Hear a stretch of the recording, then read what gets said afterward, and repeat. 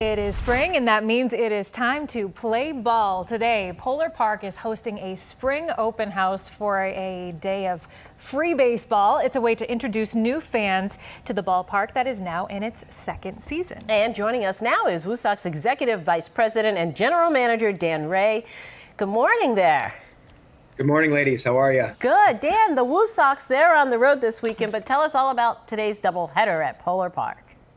Well, we have a busy day in front of us here out in Worcester. We have Assumption, one of our corporate partners, one of our collegiate partners here playing baseball today, as well as an open house at the ballpark. So fans can come enjoy some collegiate baseball, walk around the ballpark, see all the new areas and all of the different parts of Polar Park as we get ready for our second season here. So any and all are welcome, and should be a great day here before we get ready for opening day here on Tuesday when the Woo-Sox get back into town. We have been showing some video of Polar Park. It's also a great opportunity to check out some of the new upgrades there, like the new video board.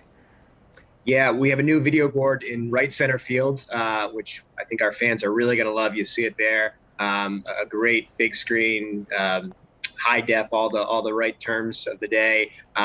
We also have a number of new seating areas around the ballpark.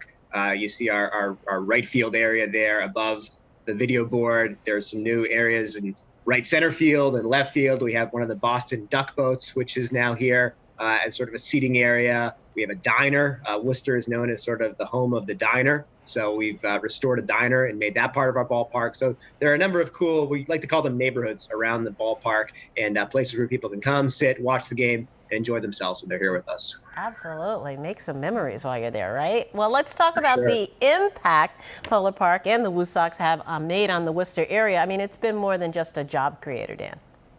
Yeah, well, I think we like to think of ourselves as part of a wave here in Worcester, a wave of growth and progress and momentum.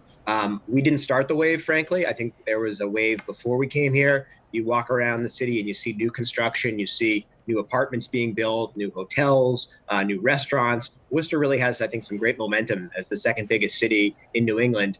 A lot of people don't realize that. If you ask people, they might think of Providence or Portland, but actually Worcester is the second biggest city. It's growing, it's developing, and we think that Polar Park has added something to that growth story here. And the Woo-Sox just won a community honor too. Tell us about the Harvey Ball Smile Award.